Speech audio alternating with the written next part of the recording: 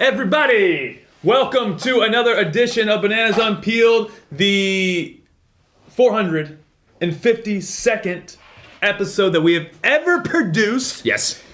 Here's the deal, folks.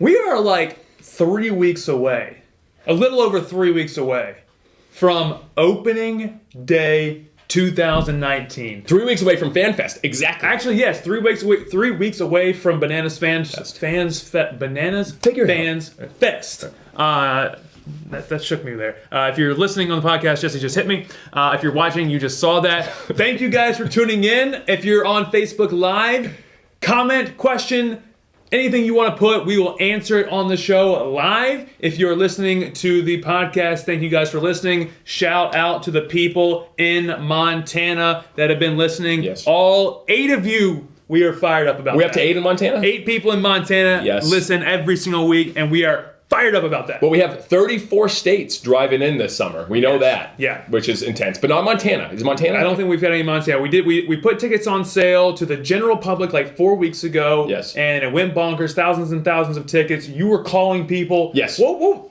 craziest story you heard when you called people and said thank you? Well, I mean, the one that goes back is the group from Texas that are doing the road trip. That was wild. So the two women from Texas who were just, they have to go to a Bananas game. With the same name. What's their name? We don't want to give it all away here. But yeah, so they are driving from Texas. They're going to be documenting the journey coming to a Bananas game and their first Bananas game. So there's people coming from all over. It's going to get wild. And I don't think they're coming for the baseball. No, they're not coming for the baseball. They're coming for the entertainment, the show, the circus. We were in San Diego this past week. As you might have seen when last Monday we were not here and Will and Ben decided to take over Bananas Unpeeled, decided to take over Facebook Live.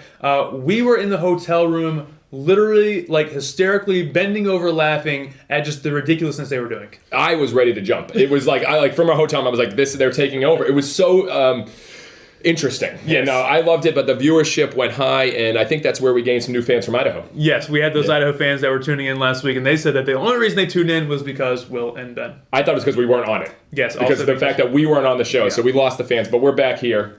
We are here. So here's the deal. We are going to bring on Will Swisher. Yes. For an interview today, and it's an interesting thing. You know, if you saw the video like 2 months ago, we welcomed him here like for his first day. But by the way, your sense of time is completely off. You know, he came back here on April 16th. Okay, so 2 weeks ago. Yeah. No. Yeah, April 16th. Has it been that Will's long? actually acknowledging this over here. Has it been that long? You're a mess this morning. I am. That is shocking. Yes. I feel like he's been here for like 2 months. Well, he was here for 2 years. That's what's so confusing, Yes. though. That's what I'm trying to get to. He had his first day here, but he's literally worked here for 2 summers, and now he's back. Yes, he is. I'm sorry that I'm so confused on this. You were very confused, but he is a huge part of the show. We're so pumped to have him back. And people, last week is part of the no rules, so they were just kind of just doing ridiculous things. But now we get to understand kind of the man behind the madness. Yeah, I think what's most interesting about Will and his progression, that's what we want to get into, is, he was here with us that very first magical season. And anyone that was a part of that season, I mean, they are holding something inside of them that they will literally remember forever. I think about Barry and Patrick and Keegan, some of them that started as interns that first year and came into this just absolute storybook presentation of games being sold out and the team winning and all this crazy entertainment and the championship. And it was like, you were a part of something special. Then Will comes back for year 2, and then he takes a break off from us, and we'll talk about that, where he went. He literally snubbed us for some, L.A. producing the dreams of the working show, in Hollywood, all that nonsense. But we'll find out what he really did in L.A. We'll find out about that. Yep. And then he has this opportunity to come back here. And, I'm so interested to see what that experience was like for him for those first couple seasons and like what he's going to bring into this, for year 4. But what do you remember about meeting Will for the first time? That first audition tape, like, what did you see when you first met Will? Well, we needed an on-field host because I was always the guy on-field host before, and I couldn't do that. I was working with the fans and stuff. So we had auditions at SCAD, and we talked to the professor. He's like, this one guy is just so excited. He wants this job so bad. And we weren't the Savannah Bananas at that point. Right. We didn't have a name. Right. Why would someone want to work for a team that doesn't have a name? Right. He was so excited. So then we have auditions, which I still have that video. Yep. You went to SCAD. To SCAD. Now it's starting to come back a little bit. You went to SCAD. Yeah, we had the auditions. It was on February, I think, 24th. It was the day before we actually announced the team name. Yes. And he did this like skit with like balloons, and it didn't make any sense. All right, but he had this energy, and he was excited. You could sense he was like this, like the Energizer Bunny that was just so excited. And I was like, this guy's gonna be good. And then he showed up the next day at the Bananas launch, right, and was like pumped that we became the Bananas. I'm like, all right, this guy's like a fan of what we're doing, and he doesn't even know what we're doing. And so it was then that I realized that he knew absolutely nothing about baseball. That was gonna be my question. When did we actually find out that he had zero idea that he was actually maybe working for a baseball team? I guess I could have assumed that, but I didn't until he started asking questions like, does the home team always bat at the bottom of the inning? When those questions started coming out, I was like, this is going to be an adventure. Give people a little bit of an idea, because the differences in this, because you came from playing baseball, getting into this industry, and learning how to put on the show. So give people a little bit of the behind the scenes of like what it takes to go from top of the first, bottom of the first, top of the second, bottom of the second. Like, what does that look like? I don't know if it was Will who said this, but someone during the audition said, well, how much time do we have at halftime? Yeah. And so these are the questions that we were getting asked. Yeah. And I was like, in my mind, I was like, this is awesome. Yeah. Well, because it's actually people having a mindset to come into us. But there was a learning curve of like, no, we only have a minute in between each inning. Like, how do we do a skit in a minute? Because they're used to improv. And I think what I love Will and knowing the improv and theater background, I was like, but you don't just have like a minute. Like, it's longer. So we had to condense it. And then that's where some of the best ideas came from, because it was like this baseball world meeting this entertainment world, and it just mixed together, and then we learned a lot. But even for you, like, I don't think many people know this, but we literally script out the entire game from start to finish. Like, what is that process? What did that process look like for you? And then how did you teach that to someone who had no idea what a baseball game would look like for a script? Well, when I was general manager and even the owner, like, I would literally spend so much time doing that. Like everything, all it's the a huge deal. I would spend hours in like this script, like what's this happening? What's this? Because it's a different script every night. Most teams is like, all right, we have the kiss cam here, we have Dizzy Bat, and we bring someone in the field in the fourth inning. Right. And then we have sponsor read, sponsor read, sponsor read, sponsor read, sponsor read, sponsor read. Dizzy Bat, Dizzy Bat, Dizzy Bat. And so it was like, no, so we spent a lot of time on that. But what's crazy and what Will brought to the table was like, I remember the second year was like, all right, here's our A script, our B script, our C script, we're going to rotate those. And then what Will will share that every single night's an audible, because it's like coming into my office and it's like, no, let's do this. He's like, all right, we got some audibles here, and he's in it. But there was so much goes into it, and I think very people don't understand that it's not just let the guys play. Right. It's we have to determine how people feel throughout the night. Are they singing? Are they dancing? Are they watching something ridiculous on the field? And my favorite times, if I were to look back the last 3 years, were the first 2 years with Will. He'd come to my office and he'd say, all right, boss, I got some crazy ideas. And he'd come in with these, and we'd start talking about like the father-son catch, where we literally we bought these costumes. We bought a costume of a sun, like an actual shining yellow sun. I wore for Halloween 2 years ago. Why would you do that? Because Kelsey and I were the eclipse. So she was the moon, I was the sun. And then she would jump in front of me. That was your Halloween costume. Throughout the night. Yes. That was the cruise you guys weren't on. Yeah, because we were having a baby. Sidebar, Maverick was born. Yeah, which is great.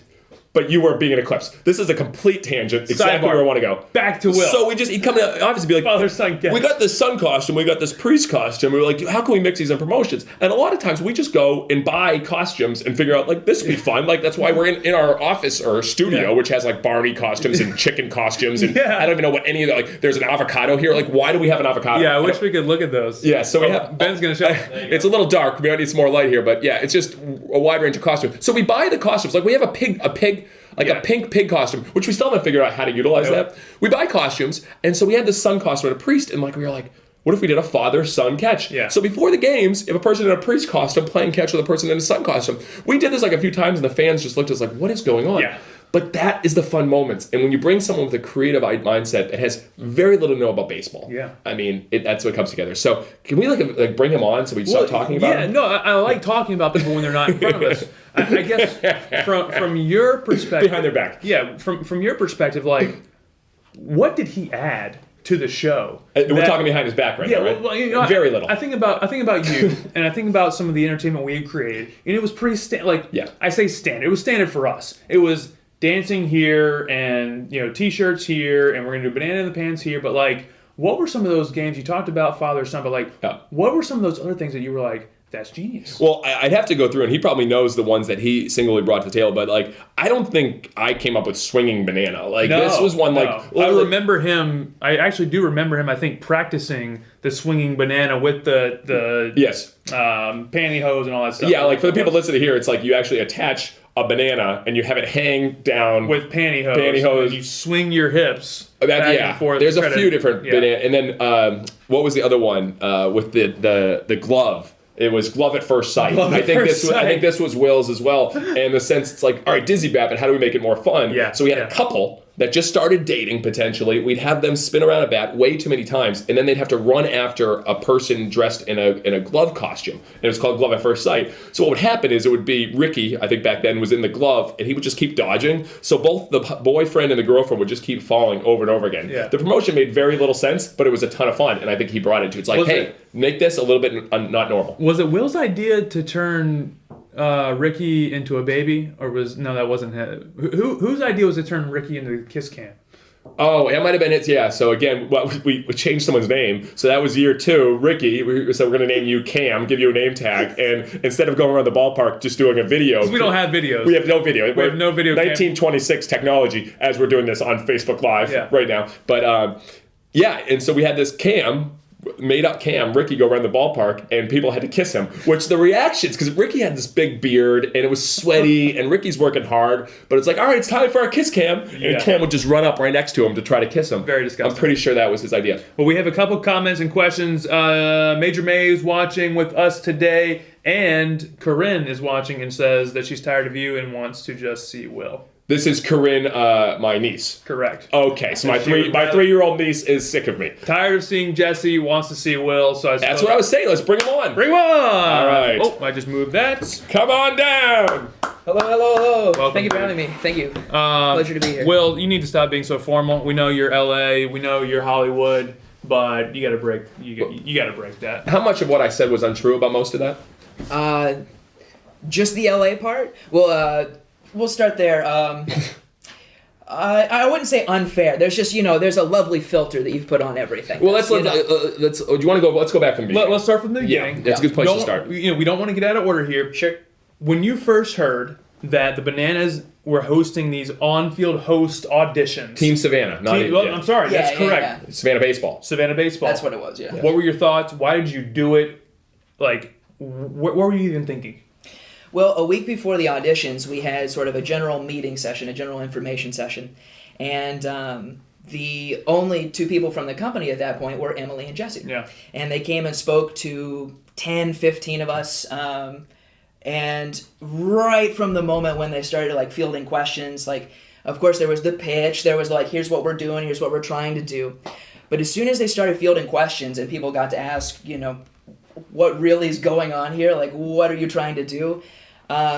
Just the way they answered people and the energy Jesse had in that room a week before I even auditioned. I was like, oh, I need to be on his team. I want to be a part of this team.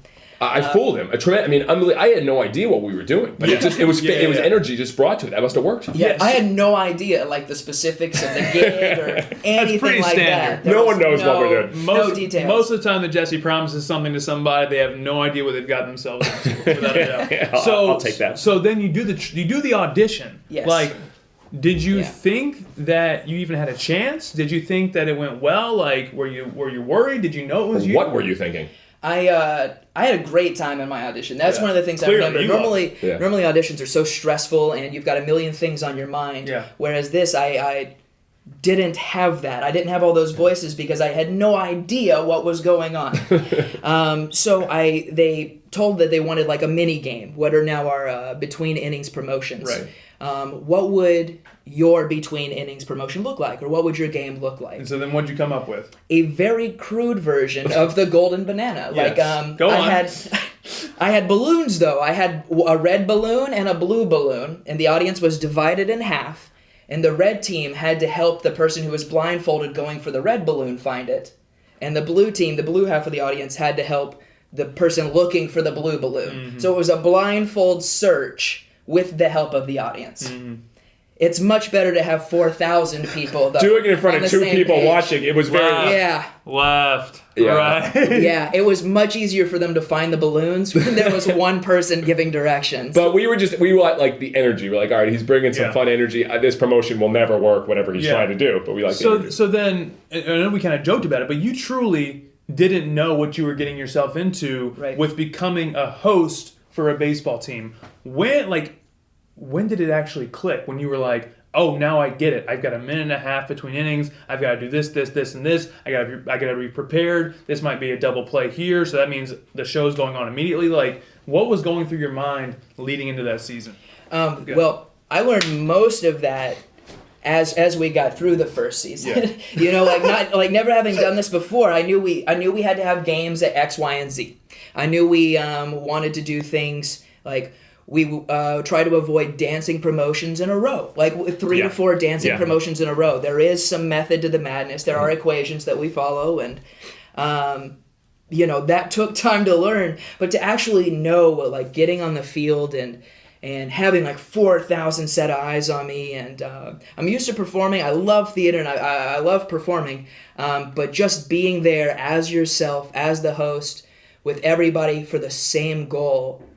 To cheer on the Bananas was a really cool summer, really a cool experience. I had a really fun moment, and if you will go back to the "Can't Stop the Peeling" music video, there's a clip in there where someone throws a pie at a gentleman, and the pie goes flying. And what I noticed from that, not only did the pie go flying, but you see Will sprinting because worried, I gotta get the pie off the field. I gotta get off the field. And it was just this like unbelievable like watching you because I think you knew that. It's like we got a time, and you're like we gotta get off the field. So like literally, there's all this stuff happening, and Will's like I gotta go. I laughed so hard watching Will's reaction to the pie that flew by him. But Will, some things that from that first season. I mean, any promotions stick out for you? Any that first night you're going through it, things that really, made a lasting impression. I think seeing Golden Banana, I know I just briefly talked about a version of it, but seeing Golden Banana where we had 4,000 people more engaged in that than they might have been, when we were playing defense or, when we were on the field, not batting. See how he talks baseball, guys? This is it. Yeah. Baseball guy here, big baseball guy. So to have like everybody on the same page and to be cheering the same thing and with the same goal in mind was incredibly powerful. And now we get that in Hey Baby and a bunch of other promotions, now that we've sort of built what to expect. But the first time 4,000 people tried to help a man find $20 wrapped around a banana. Yes. That was special. I was like, oh, everybody's on board. It's a party now. We can all be there. What was it like for you to turn over the microphone to him on this totally new experience? Like, what did you have to go through to turn that over to him? I was scared out of my mind. I'm sure.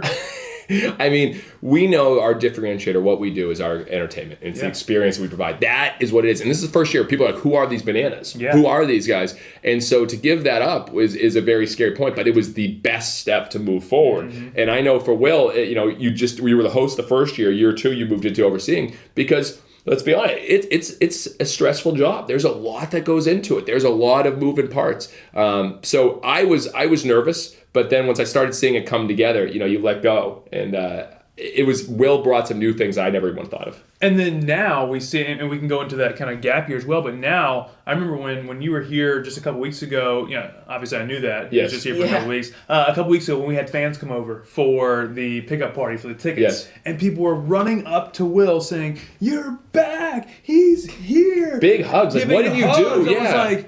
I mean, clearly, that is the impact that his, being on the field and being a part of the fans and having the suspenders and the backwards hat and the yellow Chuck Taylors, that was an incredible, incredible lasting impression on our fans. Yeah, 100%. Then he left. Let's go back to when he left. And then he left. So tell us, obviously, the Bananas as an entertainment entity. Yes. We're, number 2 or 3 probably in the pecking order. There's Disney, and there's, number 2 maybe probably. being on a movie, and then there's working for the Savannah Bananas. Yes. Like from an entertainment perspective. So tell Globally, us about yeah. why you went back to California, or why you went to California. That's a good question, and it actually has different roots than most people think. My little sister, she's 6 years younger than I am, and she was doing her college search, and she was looking around at different places, and I knew that like once it was time to leave Savannah, I wanted to either move to Los Angeles or New York City. I knew that one of those two entertainment hubs was where I wanted to move to. So when she was looking at schools, she was looking at, my little sister started looking at colleges and looked at places all over the country and got into a crazy list of schools. And two of her top ones were Fordham and UCLA. Yeah, so that was New York City and Los Angeles. And as the time got closer and closer for her to actually make a decision, you know, she there was a phone conversation of like, would you all mind, or would you all, you know, care to join me in LA if I go to UCLA? Wow. And that was it was already pretty much a coin toss, but that made the call like a lot easier. Wow. That That's made nuts. it, yeah. So, you- all right, you so call- family. All right, we get it. Yeah. But then So that's why I landed in LA. I was gonna go to New York or LA, one of those two. Yeah. Just for the variety of opportunities, the establishments that are there, like the schools. Yeah. Yeah. And you took what? then you called him an extra. Well, he took on a lot of roles. We kept in touch. Tell us a little bit about some of these things you did in LA. Okay. Yeah. So I my 9 to 5 was a call center. I did customer service. Nice. I learned from the best in customer Yes. service. So Yes. I was able to take, you know, people who were upset and who things maybe not have gone perfectly, and I was able to take care of them and make things right. Yes. So, but for fun and for auxiliary income, there's a lot of background work and audience work. Like I got to go to some of my favorite television shows and actually get to be paid to like sit in the Are audience. you allowed to talk about them? I was like, it's sort of like I'll list some of the shows I've been to, Yes. and then like some of these definitely do not pay their audience members. Yes. You know, so like Either do we. yeah. Disclaimer: we've never paid a single audience. We've never paid audience members. Go on. American Ninja Warrior. Yes, I can see it. Now, did you perform in that? Dr. Phil. No. right. No. Purely support from the stands. But do they tell you like you've got to act a certain way? Oh, sure. Yeah, you're doing a lot of like applause and cheers when there's nobody on the course, Wait, all right, sorry, let's go on this. So this is fascinating. So you go to American Ninja Warrior. which only tapes from 1 to 4 in the morning. Okay. 1 to 5. All right. Oh, because they're on these streets and all. Well, this it's stuff. always dark. Yes. It's always pitch black, like when it gets Yeah. to the finals. Yeah. So it was in the middle of this giant canyon. And so what happens? So you're at this canyon in the middle of the Yes. night. Then what happens? And then I go over a hill because it almost looks like there's something like alien on the other side. Yeah. And when I go over, I see the giant set of Ninja Warrior. Yes. It's the huge Oh, I'm course. sure. I mean, it's just monstrous in scale.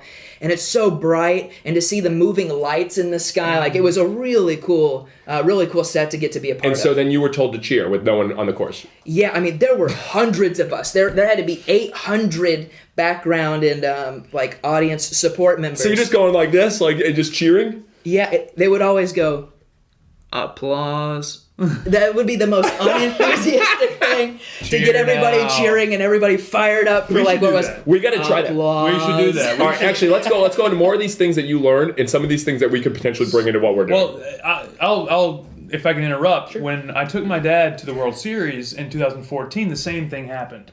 So if anybody's ever watched the World Series, when they pan in on TV for the very first moment, that's like an hour and a half before the game.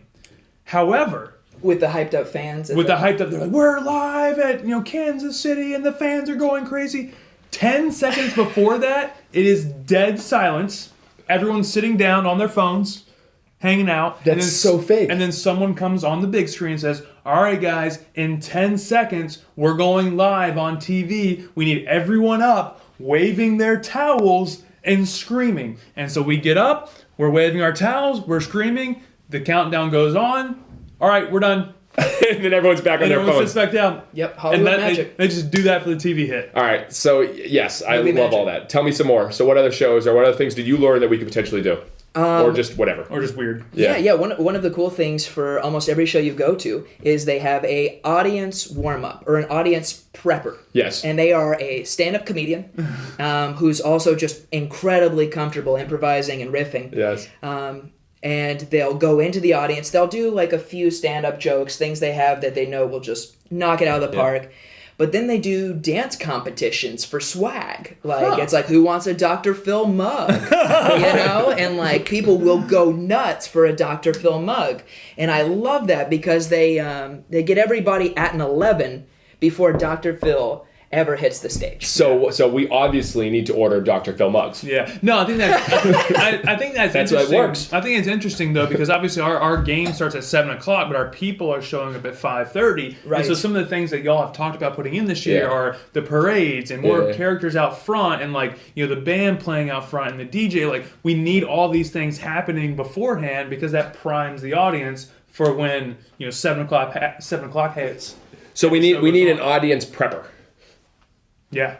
I like that. A prepper. Yeah. Yeah. That's interesting. So dance off for gifts. I like that. Our fans like to dance. And they're not and they get into it. And they're good at dancing. They are. Yeah, we have some very good dancing Yes, fans. we do. All right, cool. Anything else from your LA experience that was interesting? Because then I called you and you're like, I'm coming. Yeah, well, one thing, just back to sports, were all the sports teams. I loved being in a city where I had 2 NBA teams, a couple MLB teams. So you became a sports fan? Yeah, well, I love sports. I just, wasn't that familiar with baseball. But I love, I love sports. Yeah. Who do you love? Who's your big fan? Yeah. The University of Kentucky. Yes. University of Kentucky, especially men's basketball team is my primary team. Who beat Wofford in basketball this year in the NCAA tournament because my boy went 0 for 12 on 3-pointers. Much closer than it should have been. Yeah. Yes, Wofford should have won by a lot. Wofford actually would have been a landslide victory if Fletcher McGee hit some threes. Go on. Very true. Hey, we got a few comments here. Holly Noonan Moore says, we are excited that Will is back. And then Chuck Aiken has a question. How did you explain the bananas when you were out in LA? Great question. If it ever came up. That's a really good question. And it did come up. It came up all the time. It's like you worked for a baseball team. You were the director of entertainment for a baseball team. It just didn't click in people's minds. So, again, the best description is a circus or a citywide party. That's really what connected best. Is it's a giant party with 4,000 of your closest friends. Yeah. And we're all here for the... we're all here for the same reason. So, all coming together and for my job specifically, it's like whether we have a good game or a bad game, we're going to have a good time. Yeah. Regardless because we had some bad losses, but people would leave smiling. Yeah, best game of my life. Best night of my life. Most fun I ever had. Most fun I ever had. That's really cool. I love you say circus because we hear that a lot. Circus and then the Globetrotters of baseball. So we hear that a lot. So then you come back, and now, you guys have been interviewing people, new characters, auditions. Probably what you've said is the most aggressive entertainment and show that we have ever put forward. How is that going to happen? Personally, I've never been more scared and excited for a season as I am this year. We have more in place than we've ever done. And right now, 3 weeks before the season, we still have no idea how we're going to do it all. Yeah. And so, which is a great challenge because we're trying to push it to the next level. Will, what are you most excited about going into this? And because we can share some of these things that we're putting online. They're huge. Yeah, I'm really excited, Jesse, about the new stuff. I'm really looking forward to, we put on, it might sound confident, but I think we put on a pretty solid show. Mm-hmm. It's a good time, and there are things that work. They're home run hitter, things that are just staples that are knock out of the park 10 out of 10 times. But there's going to be so much new stuff and so many new things sprinkled throughout the season that for people who have been coming the first 3 years, or who came to every game last year, if you've been to a bunch of games, there's going to be new stuff. There's going to be exciting stuff, surprises, and it's going to be sprinkled throughout the whole season. So let's get into some details. What are some of those particulars? One is DJ Peels on Wheels. Yes. I am crazy excited about DJ Peels on Wheels, which is the world's first Segway DJ. You heard it here first. Yeah, right here. Mark the date. In our pregame plaza. Yeah. that is an area, it's our first welcome to fans. When people get here, it's their first experience, their first interaction. And when we have the Banana Band out there, it creates the atmosphere. It creates the energy that we want when people are first walking up to see the stadium. The Banana Band are human, and they're people. They need breaks, is what I'm getting at. They need water breaks. Right. So when they're off stage, previously the plaza just was sort of just utilitarian, like for people coming in. But now, whenever the band is off stage, DJ Peels on Wheels will be on stage and will be in the plaza, having a dance party, playing, taking requests. So there will be that engaged entertainment as soon as you come into the stadium, no matter what time you get there. And you mentioned the band. We have a lot of plans unique with the band this year, but let's just say it this way. They could be in bathrooms this year. They could. Yeah, do not be surprised. Sexy saxophone. There could be saxophone. There could be, what's the big one playing in the stall? Yeah, tuba or sousaphone. Yeah. Tuba or sousaphone in a stall next to you. You never know. But that's part of it. And then we just had the Bananas potential coach person helping out come last week. What excites you about the Bananas? The Bananas, we've got an awesome group of people who have already come out. The coach that we're working with right now is incredibly talented. Actually, really cheerleading coach. Actually, a cheerleading coach. Spoiler alert. Yes. I'm looking forward to the season when everybody else realizes they want to be a Banana too. Yes. I think it's going to be so much fun and like such a good get that we're going to have a bunch of people. Well, again, there's things that you'll, I don't want us to go this far, but, on your obituary and your eulogy. But I'm thinking if you're a Banana, that's going to be really up there. Wow. Yeah. So, was a great father, loved his children, loved his community, was a Banana, 2019, 20 to 21 per se, whatever, for 3 years. Served. Yes. I'm just saying, like, it's right up there with that. Two things that I'm looking forward to. The pregame parade. Yes. Which, we've always told people, get here early. Yep. Get here, get your seat. Get your food, come see the entertainment. But now we're really putting a focus on the show starts at 6 o'clock. Get here early, come hang out with us, and start witnessing the show. And then the second thing is Santa. Oh, jeez. Well, I don't. Yeah. There are rumors that Santa is vacationing in Savannah this year. We can't confirm or deny that at this point. Will, probably should move on. Yeah, I think that's best before our signal gets cut. They watch everything. First. They watch everything. If you want to have a meeting with me on Tuesdays from 8 o'clock to 9 o'clock, I'll share with you the secrets of the Bananas that these guys won't even share. We're going to keep some secrets for them to find out this summer. You can text Jesse at 781-424-2499, and he will divulge any of those secrets as well. Yep. What else do you guys want to share with the people? Anything else? I mean, we got some new other groups we're working. We got some auditions coming up, some other things. I don't know. Will, what do you want to talk about? We do. One of the auditions we have coming up are for the Banana Splits, which is a very skilled group of 5 to 10-year-old hip-hop dancers. Yes, they are. More skilled than I am. That can do splits. Yes, yeah. They're hip-hop dancers, athletes, and gymnasts. So there'll be splits, flips, all sorts of good stuff, but very tiny people doing them. So this is Bananas Unpeeled. So again, we have this idea here.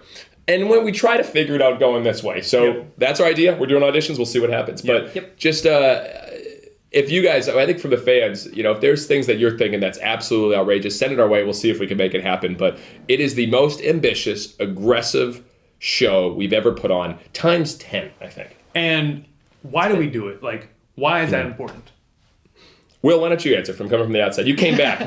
Why is it important to have to do more? Why is it important to have the most ambitious script? Yeah. Why does it matter? Well, I think it would be very easy to do the same thing over and over again. Yes. I think having the routine and having something that we just change 2 or 3 parts of would be a lot easier. But we have people... It's the fans, is what it is. It's the fans. We've got people coming to every game, every other game. We've got people who are spending their nights with us and hours at a time. If you go see a movie, it's 90 minutes, and you're not expected to be there an hour and a half before the movie starts. So, having all these people come out and having it matter to them, is what makes it matter to me. Yeah. I feel a great sense of responsibility Yeah. and trust to put on the best show possible. That's cool. And in my mind, the best show possible is always taking a step forward. Yeah. Wow. It's always better. And I know we're finishing up here, but the reality is people deserve fun. Yes. They deserve more Yes. fun in their life. They work hard, the 9 to 5. You know, they need to be able to get out, escape, and not take themselves too seriously. Yes. A great experience at our game. You'll sing, you'll dance, you'll laugh, and you'll leave saying, what just happened? You might even cry. And you might even cry. We have some special moments as well with that. So I think people deserve it, and it's our goal to deliver that every game. And we're going to challenge ourselves. When we stop challenging ourselves to make it more fun, more crazy, then that means we've given up. We believe that the fans deserve this game. Yeah. We believe that show. they've been ripped off, they've been lied to, baseball's boring, and we are going to deliver that back to them. And we will probably fail in a lot of those efforts. We will try a lot of things that probably don't go well, but I hope you can laugh with us. As Will's here, it's like we're going to do some things that are going to be like, what just happened? Yes. Yeah. But hopefully you'll trying laugh a with lot of us and things. know that that's what we're trying to do. So we are pumped. I'm looking forward to it. Again, opening day, 3 weeks away.